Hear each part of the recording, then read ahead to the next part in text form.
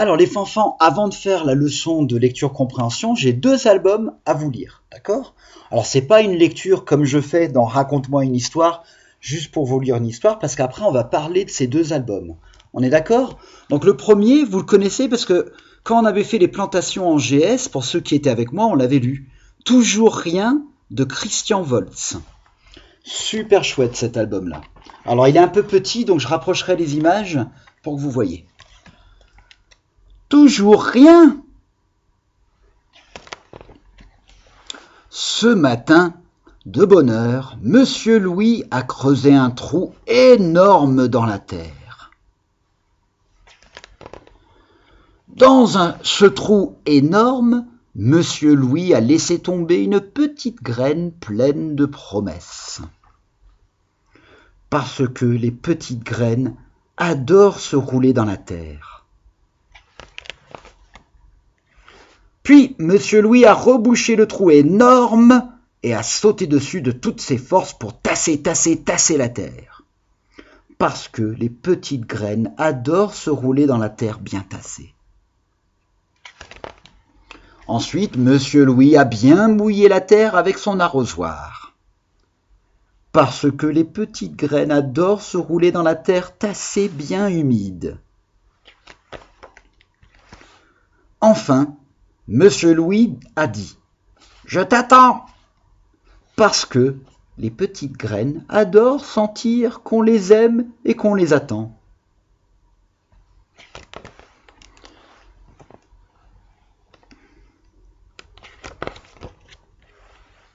Le lendemain, Monsieur Louis est venu voir si quelque chose avait poussé. Il n'y avait rien à voir. Évidemment, c'était trop tôt. « Il faut être patient !» dit-il à l'oiseau. Mais l'oiseau ne répondit rien. Le lendemain, Monsieur Louis est venu voir si quelque chose avait poussé. Il n'y avait rien à voir. C'était encore trop tôt. « Je reviendrai demain !» dit-il à l'oiseau. Mais l'oiseau ne répondit rien. Le lendemain, Monsieur Louis était fidèle à son rendez-vous. Il n'y avait toujours rien à voir. « C'est long à pousser !» dit-il à l'oiseau. Mais l'oiseau ne répondit rien. Le lendemain, Monsieur Louis est venu encore une fois, et il n'y avait toujours aucune trace de la petite graine. « J'en ai assez !» dit-il un peu énervé à l'oiseau. « Pas la peine que je revienne demain !» Mais l'oiseau ne répondit rien.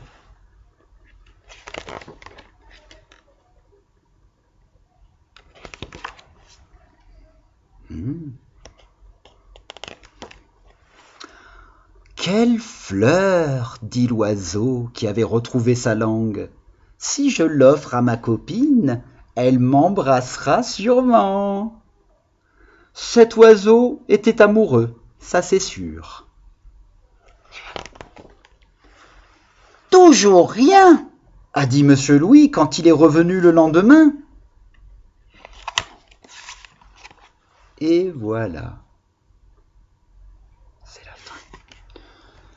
Alors ça, c'était Toujours rien de Christian Volz. Maintenant, je vais vous lire le deuxième album que j'ai déjà égaré parce que vraiment, j'ai une tête de passoire. Je vais le retrouver, attendez. Voilà, vous le connaissez sûrement parce que c'est un classique de la littérature de jeunesse, Léo. C'est une histoire de Robert Kraus racontée en images par José Arruego. J'ai sûrement mal prononcé ça, Juliette, tu me diras, puisque tu parles espagnol. Léo. Tant dort le chat qu'il s'éveille. Léo ne savait rien faire convenablement. Il ne savait pas lire, il ne savait pas écrire, il ne savait pas dessiner. Il mangeait comme un bébé, il ne disait pas un mot. Que peut donc avoir Léo ? demandait son père.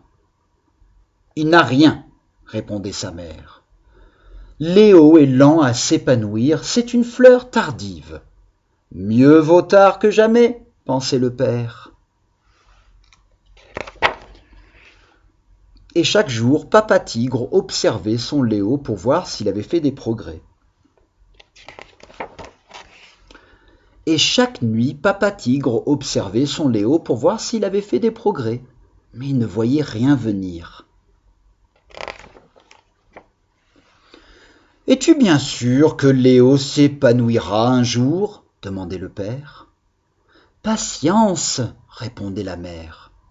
Ne l'observe donc pas tout le temps, laisse-le tranquille. » Le père de Léo essaya d'oublier son fils et regarda la télévision. Les froids de l'hiver apportèrent la neige. Le père de Léo laissait passer le temps, mais Léo ne s'éveillait pas. Les arbres bourgeonnaient. Le père de Léo laissait passer le temps, mais Léo ne s'éveillait pas. Et puis, tout à coup, à son heure, Léo s'épanouit comme les fleurs du soleil. Maintenant, il sait lire. Maintenant, il sait écrire. Maintenant, il sait dessiner. Il mange proprement. Il sait aussi parler. Et il ne répète pas toujours le même mot. Il peut dire toute une phrase. Et cette phrase, c'est « Moi aussi, je sais le faire ». Voilà, c'est la fin de Léo. Maintenant, on peut commencer la petite leçon maintenant qu'on a lu les deux albums. Je vais enlever mon manteau, j'étais allé les chercher avec Alice et il faisait froid dehors. Alors maintenant, mes loulous, vous allez aller à la page 128 de votre fichier de lecture-compréhension. Et si je ne me trompe pas, c'est la dernière page, n'est-ce pas? Et on va lire les résumés de ces histoires. Alors, vous voyez bien qu'il y a le résumé du cerisier qu'on avait déjà lu. C'est pour ça que je ne vous l'ai pas relu. Mais on va... Excusez-moi. On va lire ensemble le résumé de Léo. Alors, vous vous rappelez de ce que c'est un résumé? Un résumé, donc, c'est un petit texte qui nous dit, grosso modo, de quoi parle l'histoire. Très court. Léo, on lit ensemble, hein? Mettez le doigt sur les mots, vous lisez avec moi. Léo, le petit tigre, est lent à s'épanouir. Mais, comme ses amis, il réussira lui aussi à grandir pendant son année à l'école. Ah, je le dis toujours, les enfants, chacun son rythme. Toujours rien. Tôt ce matin, Monsieur Louis a planté une graine dans un trou. Il attend 7 jours pour voir pousser une fleur. Voilà, c'est le résumé de Toujours rien. On va relire le résumé du cerisier, juste pour se rafraîchir la mémoire. Si le temps des cerises est trop court, celui pour que grandisse le petit cerisier est interminable. Au moins 4 saisons. Alors, les enfants, on a lu ces albums parce que les trois parlent du temps qui passe. C'est l'étude d'aujourd'hui, le temps qui passe. Ça vous rappelle pas un peu la chanson qu'on a fait? C'était quand? C'était juste hier? Eh oui, ça tourne toujours, vous vous souvenez? D'abord c'est la nuit et puis c'est le jour. Eh oui, c'est le temps qui passe parce que la planète tourne. Alors, l'exercice numéro 1, on va d'abord surligner dans les résumés, donc les résumés c'est cela, les mots qui correspondent au temps qui passe. Regardez, ils ont déjà fait pour Léo. Léo, le petit tigre, est lent à s'épanouir pendant son année à l'école. Donc là, c'est 2 groupes de mots qui nous parlent du temps qui passe. Si on regarde le résumé de Toujours rien, tôt ce matin, Monsieur Louis a planté une graine dans un trou. Il attend 7 jours pour voir pousser une fleur. Est-ce qu'il y a des groupes de mots ou des mots qui nous parlent du temps qui passe? Oui, tôt ce matin. Ah ben, vous voyez comme quoi nos questions quand, où, ça nous aide quand? Tôt ce matin. Donc on peut surligner ça. est-ce qu'il y a autre chose là-dedans qui nous parle du temps qui passe? Eh oui, il attend 7 jours. Et 7 jours, c'est quoi? Une semaine, on est d'accord. On va regarder le résumé du cerisier. Si le temps des cerises est trop court, celui pour que grandisse le petit cerisier est interminable, au moins 4 saisons. Alors on va commencer avec le plus facile, parce qu'après il y a des subtilités là. 4 saisons, c'est le temps qui passe. C'est quoi les 4 saisons? L'été, l'automne, l'hiver, le printemps. Alors, dans le résumé du cerisier, je pense qu'on pourrait aussi souligner le mot temps et trop court, les deux mots trop court, parce que là, on parle du temps, il est comment? Il est trop court. Celui pour que grandisse le petit cerisier est interminable. Interminable, c'est un mot, vous devez le connaître parce qu'on a travaillé les contraires. C'est le contraire de terminable, quelque chose qui se termine. Interminable, ça ne finit jamais. Donc voilà, maintenant qu'on a fait ça, on va pouvoir faire l'exercice numéro 2. Dans l'exercice numéro 2, il faut regarder les mots qui sont en haut, un jour, une semaine, un mois, une année scolaire, une année. Et on va les écrire par rapport à la bonne durée pour chaque album qu'on a vu. Donc, si on parle de l'album de Léo, il est lent à s'épanouir et après ils ont mis pendant son année à l'école. Donc on parle d'un jour, on parle d'une semaine, d'un mois, une année scolaire ou une année.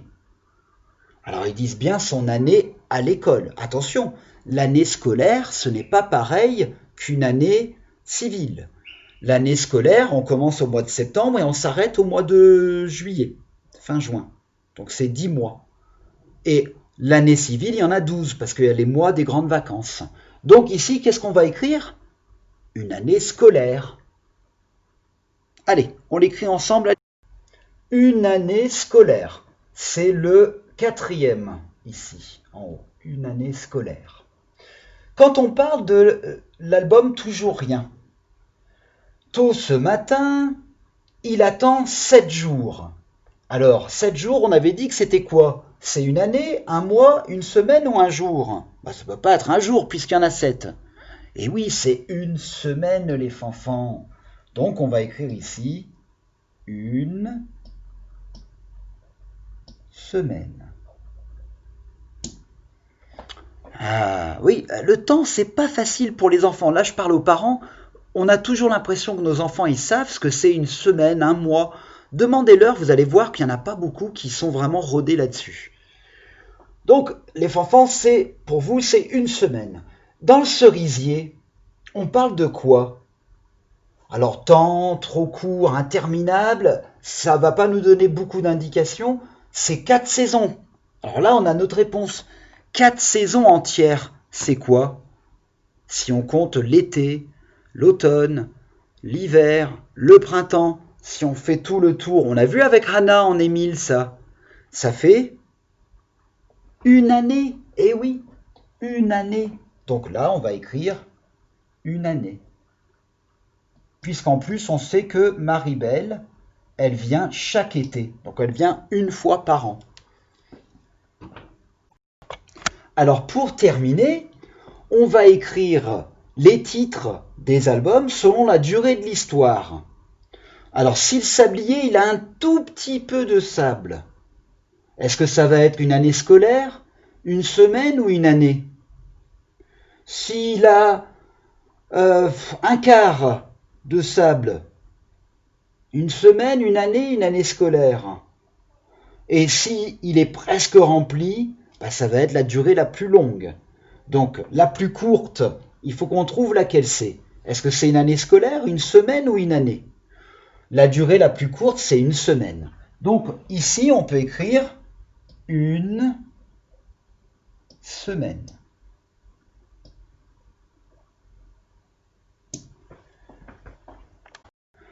Alors, le deuxième, comme on va dans l'ordre, celui qui est un peu plus long qu'une semaine, ça va être quoi? Alors, entre une année et une année scolaire, lequel est plus court? C'est une année scolaire, on l'avait déjà dit, puisqu'on ne compte pas les 2 mois des grandes vacances. Donc ici, au deuxième, on peut écrire, comme pour Léo, une année scolaire. Vous écrivez en même temps que moi, j'ai pas envie de mettre pause là. Ah, j'ai plus de place, je vais devoir l'écrire en bas, scolaire. Voilà, une année scolaire.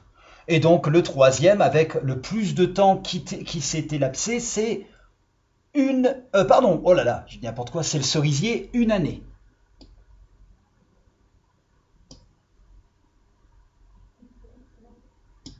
Voilà. On va continuer à parler de ces albums, les loulous. Donc, n'oubliez pas l'histoire de Toujours Rien, l'histoire de Léo, parce qu'on va les exploiter dans les 2 jours qui suivent. Ok? C'est tout pour aujourd'hui, les loulous. On va faire la poésie et puis on arrête, donc un peu léger pour mercredi. Et ça tombe bien parce que je vais aller voir le médecin, parce que là, vous voyez, hein, ça continue à enfler, je sais pas ce que j'ai.